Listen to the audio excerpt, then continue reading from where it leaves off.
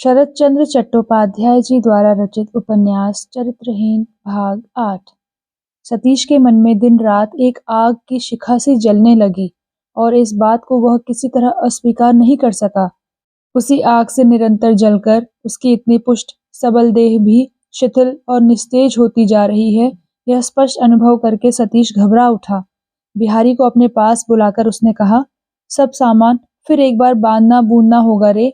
आज हम लोग शाम की गाड़ी से चल देंगे, मैं घर जाऊंगा। बिहारी ने पूछा, देश जाइएगा बाबू या पछाव वाले घर? पछाव वाले घर, कहकर सतीश ने जरूरी सामान लाने के लिए रुपए निकालकर बिहारी के हाथ में दे दिए और आप स्कूल चला गया। बिहारी का आनंद मन में समाता न था। उसका घर बंगाल के मिदनापुर जिले में था। कलकत्ते से पश्चिम की ओर वह कभी नहीं गया था। उसी ओर आज वह जाएगा, इसलिए उसी दम शोरगुल करके सामान समेटने और बांधने में लग गया। रसोइये महाराज ने खाने के लिए बुलाया। बिहारी ने हंसकर कहा, तुम जाकर खा पी लो महाराज और मेरी थाली परोसकर ढक कर रख दो। अगर फुर्सत मिली तो देखा जाएगा। अभी तो मुझे मरने की भी फुर्सत नहीं है। खाना ढक कर रख देने की बात महाराज की समझ में आ गई, लेकिन मरने की भी फुर्सत क्यों नहीं है, यह समझ में नहीं आया और उसने इसके समझने की कोई आवश्यकता भी नहीं समझी। चला गया। हाथ का काम समाप्त करके बिहारी बाहर चल दिया। उसे बाजार जाना होगा। इसके सिवा उस मेस के पाचक चक्रवर्ती को भी यह खबर देनी चाहिए। सावित्री के ख्याल को तो उसने घृणा के साथ अपने मन से हटा रखा था। आज भी उसे उसने अपने मन में स्थान नहीं दिया। आज सवेरे ही सतीश के सिर में दर्द हो रहा था। 12 बजे के बाद वह काफी बुखार लेकर डेरे में लौटा। बिहारी घर में नहीं था। वह 3 बजे के लगभग ढेर सी चीजें खरीदकर सिर पर लादे हुए लौट आया और आते ही सतीश का बुखार देखकर धम से धरती पर बैठ गया। इस समय इन्फ्लुएंजा बुखार चारों ओर जोर शोर से फैल रहा था। यह स्मरण करके सतीश भी डर गया। दूसरे दिन बुखार और सिर का दर्द दोनों बढ़ गए। संध्या के बाद सतीश ने चिंतित मुख से बिहारी से कहा, बुखार ने आज जल्दी ना छोड़ा तो तुझसे तो अकेले सब काम हो ना सकेगा। तू क्या क्या करेगा? मुझे देखेगा या और सब काम देखेगा? बिहारी की आंखों में आंसू झलक आए। उसने सतीश को साहस और ढांढस देते हुए कहा, डर क्या है बाबू? सतीश ने क्षण भर चुप रहकर कहा, सोचता हूँ एक बार उसे यानी सावित्री को खबर क्यों ना दे दी जाए। जान पड़ता है डॉक्टर को भी बुलाना होगा।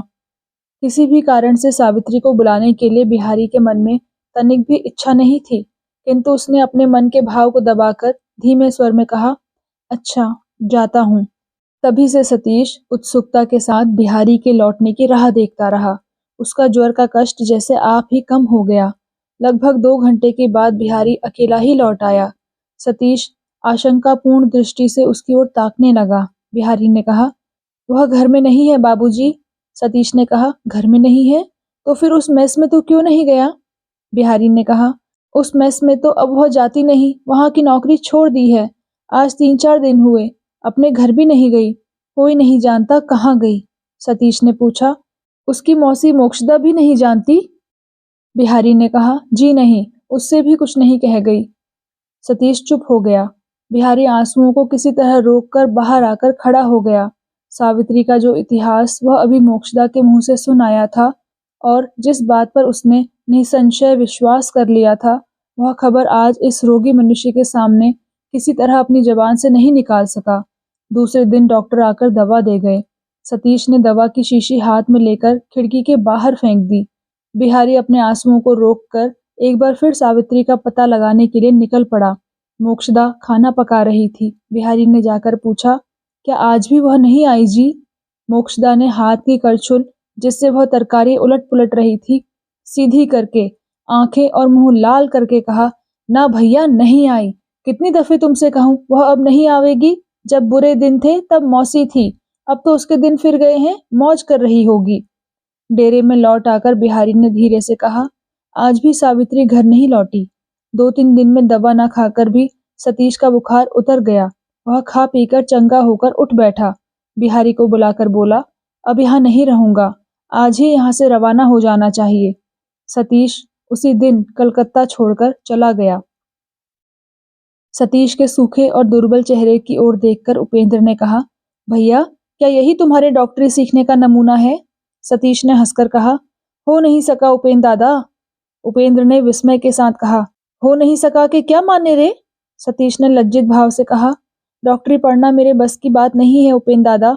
उपेंद्र ने स्नेह की दृष्टि से क्षण भर सतीश के सुडौल शरीर की ओर ताकते रहकर कहा, अच्छा ही हुआ, गंवई गांव में जाकर अनर्थक कुछ जीवों की हत्या ही तो करता, उस पाप से भगवान ने तुझे बचा लिया। इसके उपरांत लगभग महीने भर के बाद और एक दिन उपेंद्र ने सतीश को बुलाकर कहा, मेरे साथ तुम्हें कलकत्ते चलना होगा सतीश। सतीश ने हाथ जोड़कर कहा, यह हुक्म ना करो उपेंद्र दादा। कलकत्ता अच्छा शहर है, अद्भुत शहर है, सब अच्छा है, लेकिन मुझसे चलने के लिए ना कहो। बात सतीश ने हंसी के बहाने से ही कहनी चाही, किंतु उसकी यह छलना उसके हृदय की व्यथा को ढके न रह सकी। उसकी बनावटी हंसी वेदना के संस्पर्श से ऐसे विकृत रूप में दिखाई दी कि उपेंद्र बाबू आश्चर्यचकित होकर उसका मुंह ताकने लगे। उन्हें जान पड़ा सतीश कलकत्ते में निश्चय ही कुछ कर आया है। क्षण भर बाद उन्होंने कहा, अच्छा तो रहने दो सतीश, तेरा स्वास्थ्य भी ठीक नहीं है, मैं अकेला ही जाऊंगा। उपेंद्र के मन का भाव अनुमान से जानकर सतीश ने कुंठित होकर प्रश्न किया, कब जाओगे उपेंद्र दादा? उपेंद्र बोला, आज। सतीश ने पूछा, आज ही? अच्छा चलो मैं भी चलूंगा। कहकर राजी होकर सतीश अपने घर लौट आया और क्षण भर में ही कलकत्ता पहुंचने के लिए अधीर हो उठा। बिहारी से बोला, फिर पोटला पोटली बांध डाल बिहारी, कलकत्ते चलना होगा। बिहारी ने चिंतित मुख से कहा, कब बाबूजी? सतीश ने हंसकर कहा, कब क्या रे, आज ही रात की गाड़ी से। बिहारी अच्छा कहकर मुंह भारी करके चला गया। सतीश ने उसके अप्रसन्न मुख को लक्ष्य करके सोचा, बिहारी को यहाँ कुछ कामकाज नहीं रहता, इसी से वहां परिश्रम पड़ने के डर से नहीं जाना चाहता। किंतु अंतर्यामी भगवान जानते हैं, सतीश बूढ़े बिहारी के मन की बात बिल्कुल ही नहीं समझ पाया। इसके पहले सतीश ने बातों ही बातों में बिहारी से कहा था कि अच्छा बिहारी, इतने दिनों में सावित्री निश्चय ही लौट आई होगी, लेकिन क्या तू यह बता सकता है कि वह कहाँ गई थी? बिहारी ने संक्षेप में कहा था, ना बाबू, कहना चाहता तो वह इस विषय में बहुत सी बातें कह सकता था, किंतु एक दिन सावित्री के मुंह के ऊपर अपने मर्द होने का अहंकार करके वह चला आया था। अपने उस गर्व को वह किसी तरह खंडित नहीं कर सका। जिस दिन सतीश कलकत्ते से लौट आकर घर में प्रवेश करते ही दोनों हाथ जोड़कर आर्त कंठ से कह उठा था, भगवान तुम जो करते हो वो अच्छे के लिए करते हो। उस दिन सृजनहार के किस विशेष काम को स्मरण करके उसने इतना बड़ा धन्यवाद दिया था, यह बात अगर कोई सतीश से पूछ बैठता तो जान पड़ता है वह कुछ बता न सकता।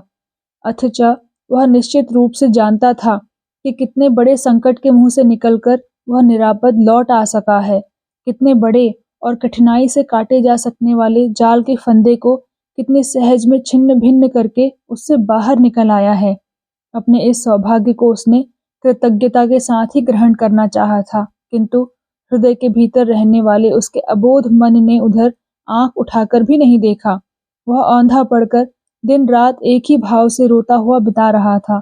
फिर भी चेष्टा करके वह पहले की तरह अपने लड़कपन के साथियों, बंधु बांधवों के साथ थिएटर, गाने बजाने, कुश्ती लड़ने आदि में मिलता जुलता था, लेकिन किसी भी प्रकार पहले की तरह न मिल पाता था। बल्कि जो आदमी घर में अपनी गृह लक्ष्मी के साथ झगड़ा करके बाहर के कर्तव्य पूरे करना चाहता है, उसी की तरह हर काम में छिद्र ढूंढने वाला और असहिष्णु चिड़चिड़ा होकर वह इस एक महीने के समय में बिना विचारे सभी को डसता फिरता था। इसी तरह दिन बिताने के बीच अकस्मात आज कलकत्ते चलने का बुलावा पाकर उसकी विद्रोह करने वाली गृह लक्ष्मी धूल में लौटना छोड़कर उठ बैठी और भविष्य में होने वाले भले बुरे की ओर तनिक भी न देखकर वह चलने के लिए पैर उठाकर खड़ी हो गई। उसी रात को उपेंद्र और सतीश कलकत्ता जाने के लिए डाक गाड़ी के एक सेकंड क्लास के डब्बे में सवार हो गए। सीटी देकर गाड़ी चल दी। उपेंद्र बाबू खिड़की से मुंह हटाकर बिस्तर पर चित्त लेट गए, लेकिन सतीश खिड़की से सिर निकाले बाहर ही देखता रहा। डाक गाड़ी सब स्टेशनों पर नहीं रुकती। मैदान, नद, नदी, गांव, सड़क, पुल आदि नागती हुई ट्रेन दौड़ी चली जा रही थी। गाड़ी की चाल इतनी तेज थी कि किनारे अकेले खड़े हुए बड़े बड़े वृक्ष दिखाई देने के साथ पल भर में ही आंखों से ओझल हो जाते थे। दिगंत में वृक्षों और बांसों के झुंड अंधेरा किए हुए थे और उसी अंधकार के नीचे नदी पर, जहां पर मुड़कर टेढ़ी हुई थी, वहां पर उज्जवल जल की रेखा खिड़की के नीले शीशे के भीतर से दिखाई दे जाती थी। बाहर वृक्ष, झाड़ी, मैदान, रेल की लाइन के किनारे घास के जंगल और सूखे हुए पानी के गड्ढों में सब जगह फीकी चांदनी बिखरी हुई चुपचाप पड़ी थी। सतीश की आंखों में आंसू भर आए। इस रास्ते से वह कितनी ही बार आया गया है।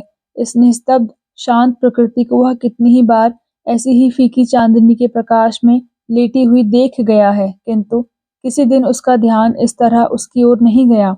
उसे जान पड़ने लगा, सभी बिछड़े हुए, निर्लिप्त और मृत हैं। कोई भी किसी के लिए व्याकुल नहीं है, कोई भी किसी का मुंह नहीं ताकता, किसी की अपेक्षा नहीं रखता। सभी स्थिर हैं, सभी उद्वेग शून्य हैं, सभी अपने आप में ही संपूर्ण हैं। इस निर्विकार और उदास धरती की ओर देखते रहने में उसे क्लेश मालूम पड़ने लगा। वह आंखें पोंछकर खिड़की के पास से हट आया और बेंच पर चित्त लेट गया, किंतु क्षण भर बाद ही उठ बैठा। बक्स खोलकर उसने बांसुरी निकाली और उपेंद्र को लक्ष्य करके धीरे से कहा, गाड़ी की घरघराहट से अगर तुम्हारी नींद में विघ्न नहीं पड़ता तो बांसुरी के शब्द से भी नहीं पड़ेगा। मुझे तो नींद नहीं आती। इतना कहकर वह फिर खिड़की के पास खिसक गया और बाहर की ओर दृष्टि रखकर बांसुरी बजाने लगा। उपेंद्र बाबू सो रहे थे, उनसे कुछ उत्तर नहीं मिला। भगवान ने सतीश को गाने के लिए अच्छा गला और बजाने के लिए निपुण हाथ दिए थे, इसमें उन्होंने तनिक भी कृपणता नहीं की थी। बचपन से ही सतीश ने यह गाने बजाने की विद्या सीखी थी, बाकायदा शिक्षा प्राप्त की थी। सतीश बंशी बजाने लगा।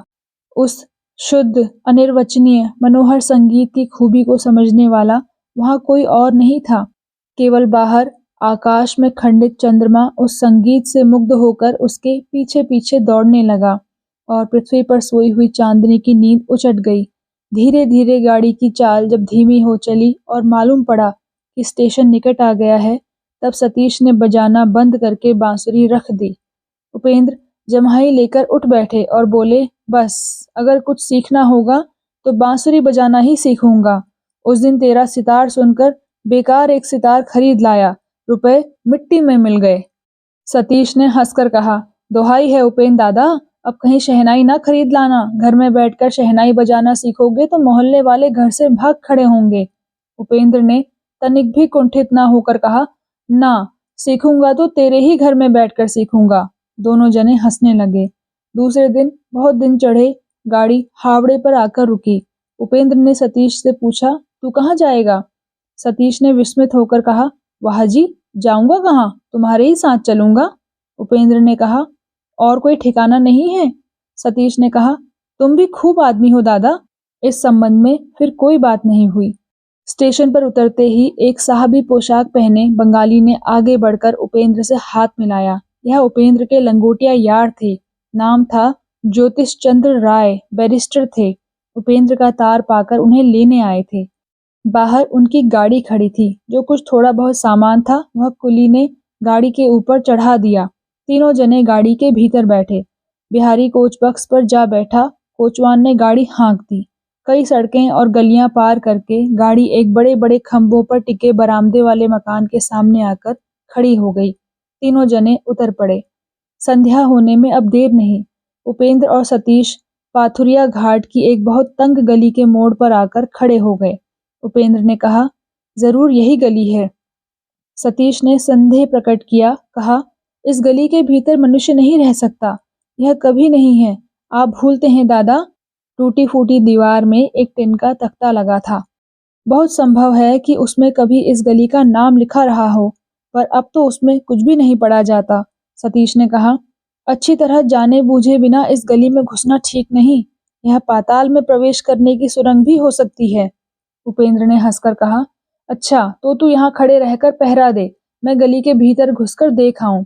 सतीश ने उपेंद्र को रोकने की चेष्टा की, फिर उपेंद्र के पीछे पीछे जाते हुए कहा, उपेंद्र दादा, मेरे जैसे गुंडा टाइप के लोग भी ऐसी जगहों में संध्या के बाद आने का साहस नहीं करते, आपकी तो बड़ी हिम्मत दिख पाती है। उपेंद्र ने हंसकर कहा, गुंडों में क्या भले आदमियों से अधिक हिम्मत होती है सतीश, बुरे काम कर सकने को ही हिम्मत नहीं कहते। सतीश इस बात का प्रतिवाद न करके अत्यंत सावधानी से राह देखकर आगे बढ़ने लगा। पैरों के नीचे ही खुली नाली थी जिसमें कीचड़ भरी थी और उससे दुर्गंध आ रही थी। सतीश की नज़र कमज़ोर थी। उसे उसमें गिर पड़ने की आशंका घेरे हुए थी। एक जगह पर बहुत छोटी गली बहुत संकरी थी और अंधेरा भी गहरा होता आ रहा था। सतीश ने पीछे से उपेंद्र के कुर्ते का खूंट खींचकर कहा, उपेंद्र दादा, क्या कर रहे हो? रात को जान दे दोगे क्या? उपेंद्र ने हंसकर कहा, अब मुझे ठीक याद आ गया है, और एक घर के बाद ही वह 13 नंबर का घर है। लगभग 8 वर्ष पहले सिर्फ एक बार और यहाँ आया था, इसी कारण पहले पहचान नहीं सका। अब अच्छी तरह जान लिया, यही गली है।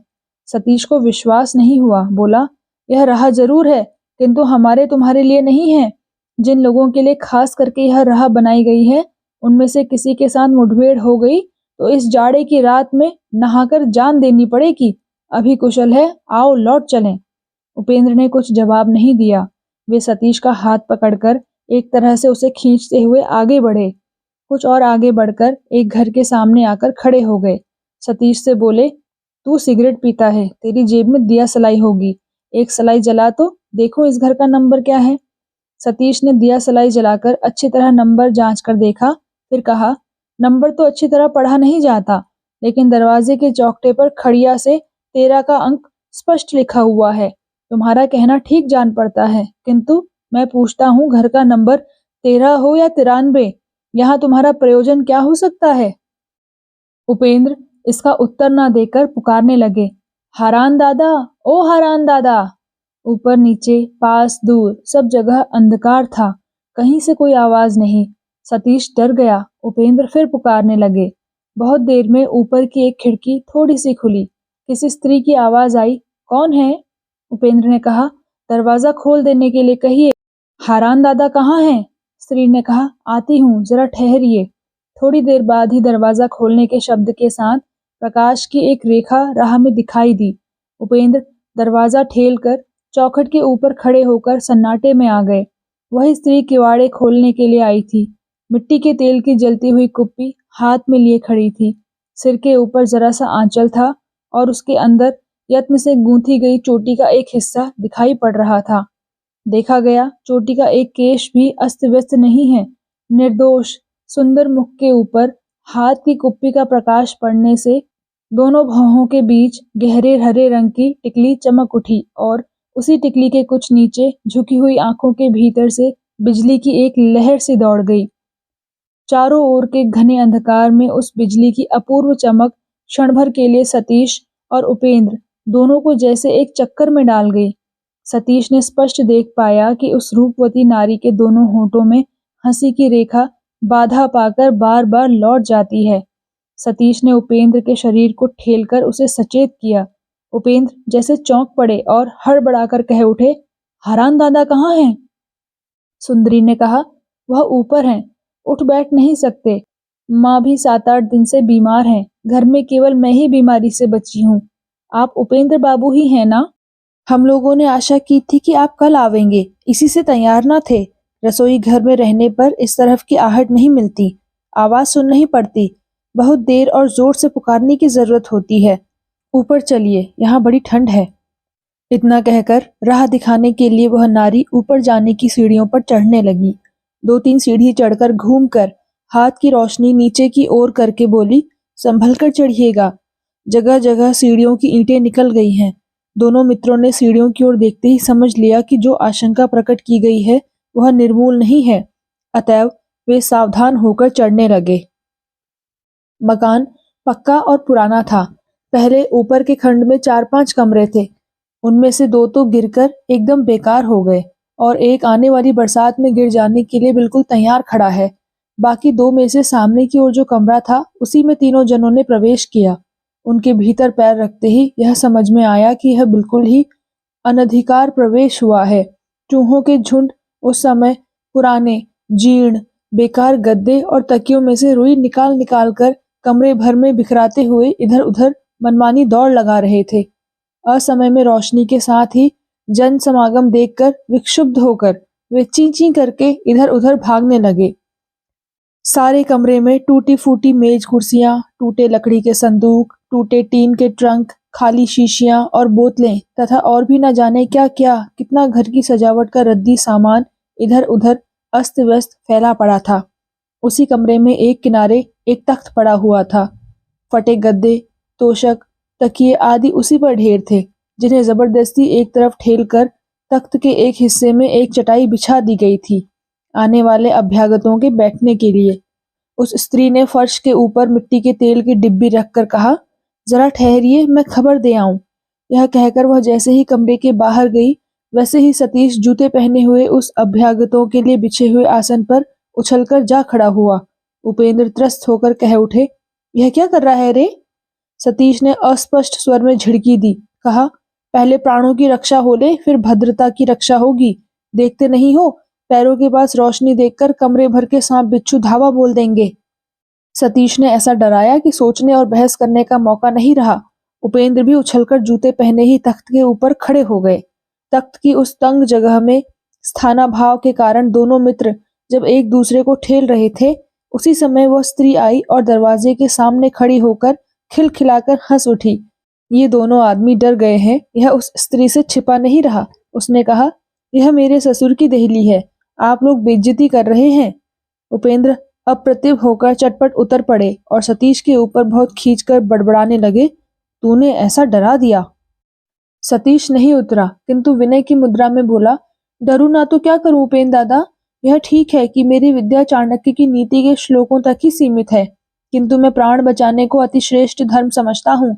इसके बाद स्त्री की ओर देखकर सतीश ने कहा, अच्छा आप ही बताइए, आत्मरक्षा के लिए थोड़ा सा निरापद स्थान खोजकर क्या मैंने कुछ अनुचित कार्य किया है? आपके ससुर की पैतृक देहली का अपमान करना हमारे बूते की बात नहीं है, बल्कि हमने तो यथेष्ट सम्मान करके ही आपके आश्रित प्रजा वर्ग की राह छोड़ दी है और एक किनारे हटकर जरा सी जगह में खड़े हुए हैं। तीनों जने विनोद से हंस पड़े। सतीश की हंसी ने इस गरीब घर की गृह लक्ष्मी को व्यथित नहीं किया, बल्कि इस विनोद से भीतर जो सरलता और सहानुभूति, जो संवेदना छिपी हुई थी, उसे इस बुद्धिमती तरुणी ने बहुत सहज में ही ग्रहण कर लिया। और इस बात का सुस्पष्ट प्रकाश उस तरुणी के हंसी से उज्जवल मुख पर देख पाकर उपेंद्र को बड़ा संतोष हुआ। उन्होंने उसके मुख की ओर देखकर मुस्कुराते हुए कहा, आपके सामने आपकी प्रजा सतीश के ऊपर अत्याचार करने का साहस नहीं करेगी। अब जान पड़ता है यह आदमी नीचे उतर सकता है। निश्चय ही, कहकर रोशनी की डिब्बी हाथ में लेकर तरुणी ने सतीश की ओर देखकर भुवन मोहिनी हंसी हंसकर कहा, अब राजा के दर्शन करने चलिए। इतने से हास्य विनोद से अपरिचय की दूरी जैसे एकदम ही दूर हो गई। तीनों जने प्रसन्न प्रफुल्ल मुख होकर उस कमरे से बाहर निकले। राजा के दर्शन की इच्छा से उपेंद्र और सतीश हंसते हुए चेहरे से एक दूसरे कमरे में घुसते ही सन्नाटे में आकर खड़े हो गए। अचानक क्रोधित गुरुजी के हाथ का थप्पड़ खाकर हंसते हुए बालक छात्र के मुख का भाव जैसे बदल जाता है, वैसे ही दोनों जनों के मुख की हंसी पल भर में ही अदृश्य हो गई। हंसी की चमक काली पड़ गई। क्षणभर बाद कुंठा या ग्लानि का भाव दूर होने पर उपेंद्र ने निकटवर्ती शैया के पास जाकर पुकारा, हरान दादा। हरान निर्जीव जैसे पड़े थे। अस्पष्ट स्वर में बोले, आओ भाई आओ, अब तो उठ बैठ नहीं सकता, इसी से तुमको यहाँ आने का कष्ट दिया। इतना कहकर ही वह हाँफने लगे। उपेंद्र उसी बिछौने पर एक तरफ शिथिल से बैठ गए। उनकी दोनों आंखों में आंसू भर आए। छाती तथा पसलियों को कंपाती हुई रुलाई की एक लहर उनके गले के छोर तक आ गई, जिसे दबाना उनके लिए कठिन हो गया। उन्हें कोई बात कहने की हिम्मत नहीं हुई। वह दांतों से दांत दबाकर अपने को संभालते हुए खड़े होकर बैठे रहे। उधर सतीश चंद्र एक बड़े से काठ के संदूक के ऊपर सूखे हुए मुख से काठ की तरह निश्चेष्ट बैठा यहाँ का दृश्य देख रहा था। रोगी का बिछौना मैला कुचैला और सैकड़ों जगह से फटा हुआ था। सिरहाने एक मिट्टी का दिया टिमटिमा रहा था। कमरे के भीतर और कोई रोशनी नहीं थी। यह स्वल्प प्रकाश हारान बाबू के रक्त शून्य विवर्ण शीतल मुख पर पड़ रहा था, जिससे जीते ही मुर्दे के समान उनका शरीर और भी विकृत विभत्स दिख पड़ता था। सूर्य की गर्मी और प्रकाश और आकाश की स्वच्छ वायु इस कमरे में शायद कभी नहीं आती। इस घर के हाड़ मास में जो जीर्णता और अंधकार पलता और पुष्ट होता आया है, वह इस घोर जाड़े की रात में, इस अत्यंत अल्प प्रकाश में कुष्ठ रोग की तरह सारी दीवालों के अंग प्रत्यंग में जैसे फूट रहा है। इस दिन रात बंद रहने वाले घर की रुकी हुई दूषित वायु किसी आत्महत्या करने वाले मनुष्य के मुख से निकले हुए जहरीले फेने की तरह फूल फूल कर इस घर में रहने वालों के कंठ की नली को जैसे क्षण क्षण पर अधिकाधिक रूंधती जा रही है। इस घर के द्वार पर मृत्यु के दूतों का पहरा बैठ गया है। चारों ओर की दशा देख देख कर सतीश बारंबार कांप उठने लगा।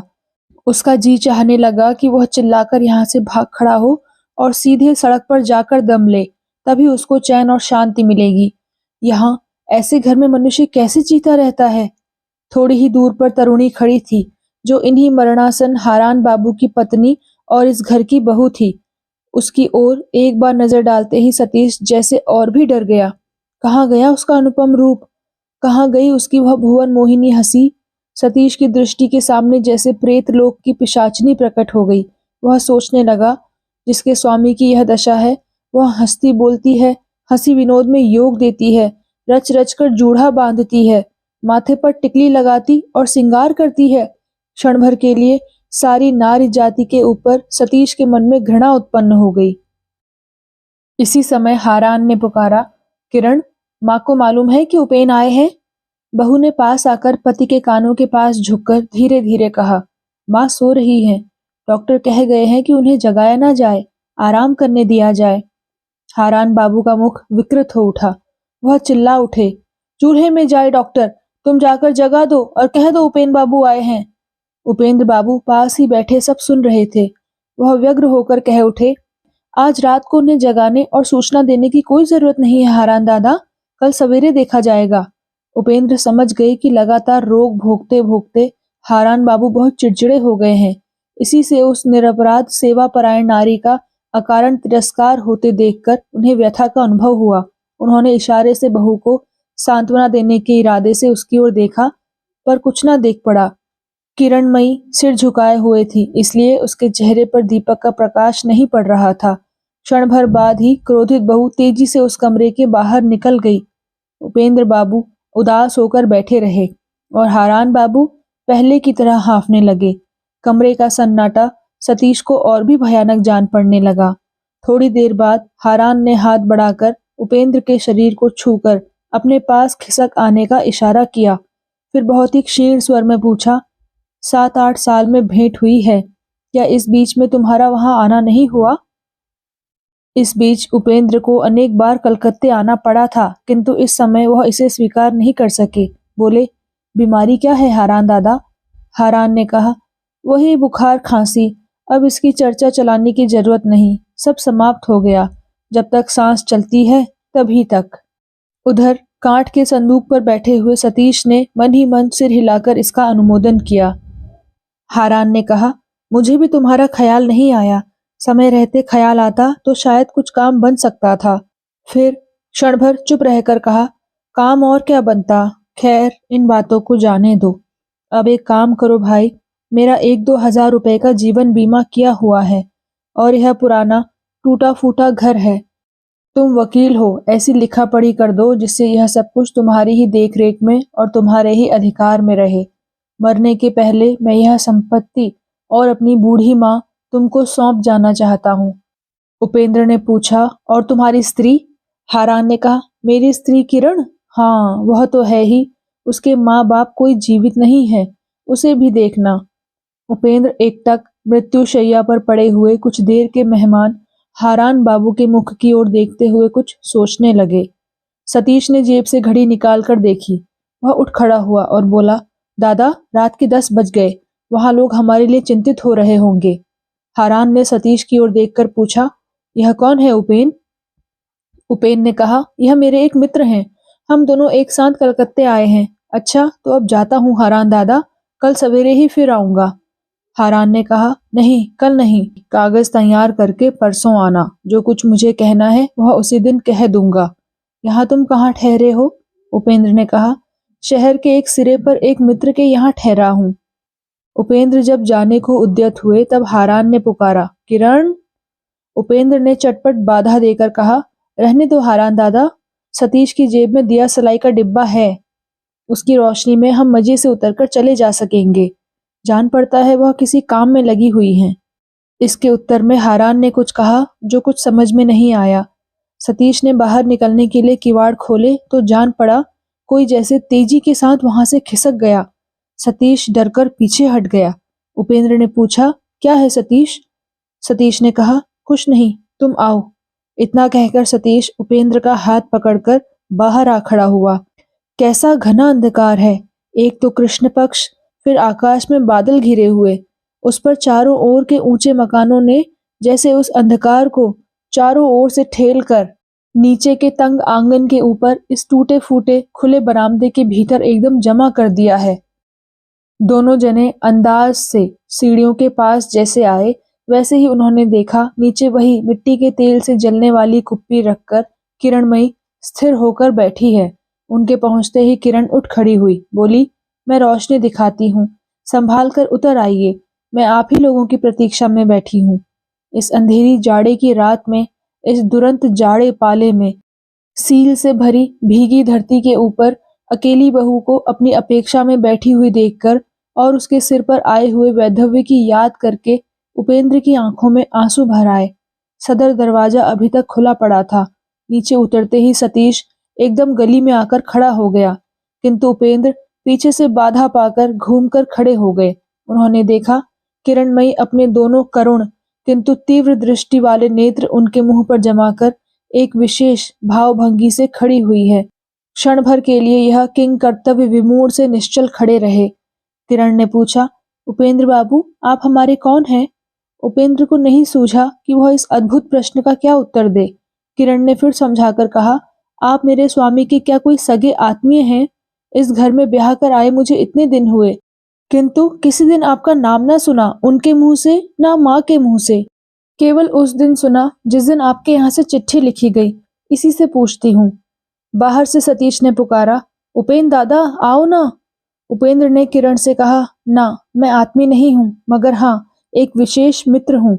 मेरे पिता जब नोआखाली में थे तब हारान दादा के पिता भी वहाँ के सरकारी स्कूल में मास्टर थे। मुझे भी वह घर में पढ़ाते थे।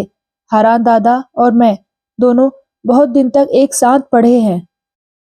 किरणमयी ने जरा हंसकर कहा, ओह, इसलिए लिखा पढ़ी की जा रही है। अच्छा उपेंद्र बाबू, आप सभी कुछ अपने नाम लिख लेंगे? विलंब होते देखकर सतीश ने गर्दन बढ़ाकर भीतर झांका तो उसके कान में किरणमयी का प्रश्न पड़ा। वह चट जवाब दे बैठा, यही तो तय हुआ है।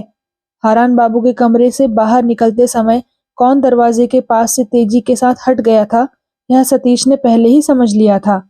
किरणमयी ने घूमकर सतीश की ओर देखा और कहा, अच्छा आप भी हैं, अच्छी बात है।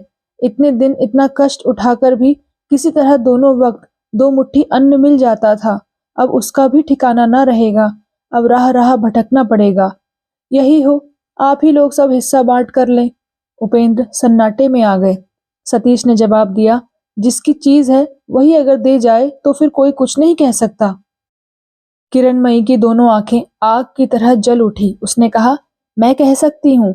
मरने के समय बुद्धि आच्छन्न हो जाती है, मेरे स्वामी की भी हो गई है। लेकिन मैं पूछती हूँ, आप लोग सारी संपत्ति अपने नाम लिख लेने वाले कौन हैं? सतीश कुछ भी कुंठित ना होकर उसी दम कह उठा, यह मैं नहीं जानता, किंतु हारान बाबू की बुद्धि आज भी ठीक है, इसकी गवाही तेरा अंतर्यामी दे रहा है। किरणमयी ने बहुत ही व्यंग के स्वर में जवाब दिया, बहुत अच्छी गवाही है, कहावत है, लेकिन जाने दो उसे। फिर उपेंद्र की ओर मुखातिब होकर किरणमयी ने कहा, लेकिन मैं यह पूछती हूँ कि किस तरह मैं जानूं कि अंत समय आप मुझे राह का भिखारी न बनावेंगे, मुझे धोखा न देंगे। अचानक इतना बड़ा आघात उपेंद्र को जैसे असह्य जान पड़ा। उन्होंने कुछ कहना भी चाहा, किंतु कुछ न कहकर वे चुपचाप अपने को संभालने लगे। सतीश ने धीरे से कहा, भाभी जी, आपको जानने की कोई आवश्यकता नहीं है। अब की किरणमयी भी तुरंत इसका जवाब नहीं दे सकी। इस व्यंग्यपूर्ण भाभी के आत्मीय संबोधन में जो एक प्रकार की स्पर्धा थी, उसे अनुभव करके वह अवाक हो गई। क्षण भर सतीश की ओर ताकते रहकर किरण ने केवल इतना कहा, भाभी जी, आवश्यकता नहीं है? सतीश ने कहा, हाँ, नहीं है। अपने अधिकार को अगर आप ही ना नष्ट कर देती तो हारान बाबू को इतनी सतर्कता की जरूरत ना थी। इतनी रात को क्रोध या झगड़ा करना ठीक नहीं। आप खुद सोच कर देखिए। तीव्र कार्बोलिक की गंध से सांप जैसे अपने उठे हुए फण को तत्काल समेट लेता है और चोट करने के बदले आत्मरक्षा की राह खोजने लगता है, वैसे ही वह अनुपम सुंदरी, लीला कौशल्यमयी तेजस्विनी नारी पल भर में ही संकुचित हो गई। उसका चेहरा जर्द हो गया। वह विह्वल दृष्टि से देखकर बोली, मेरे बारे में उन्होंने क्या कहा है, जरा मैं भी सुनूं। अब उपेंद्र से चुप नहीं रहा गया। इस गर्विता नारी का किया हुआ संदेह युक्त तिरस्कार यद्यपि उनके हृदय में तपी हुई बर्छी की नोक की तरह चुभ रहा था, तथापि उनका उच्च शिक्षा से परिमार्जित और भद्रता से भरा अंतःकरण सतीश की इस जासूसी के विरुद्ध विद्रोह कर उठा। सतीश अन्याय उत्तेजना उत्पन्न करके किरणमयी के हृदय के भीतर से गुप्त रहस्य बाहर निकालने की चेष्टा कर रहा था। यह बात उपेंद्र जान गए थे। वे सतीश को रोककर किरणमयी से बोले, आप सतीश के पागलपन की ओर ध्यान देकर क्यों घबरा रही हैं? पत्नी को उसके स्वामी की संपत्ति से वंचित करने का अधिकार किसी को नहीं है। आप निश्चिंत रहिए, आप लोगों को इससे विशेष सुविधा होगी। यही सोचकर शायद हारान दादा ने लिखा पढ़ी कर देने की बात सोची है, किंतु आपकी मर्जी के बिना वह लिखा पढ़ी किसी तरह नहीं हो सकेगी। रात बहुत हो गई है, किवाड़ बंद कर दीजिए। चल सतीश, अब देर ना कर। सतीश को ठेलकर गली के बीच खड़े होकर मृदु हास्य के साथ उपेंद्र ने किरणमयी से कहा, कल परसों फिर मुलाकात होगी। नमस्कार।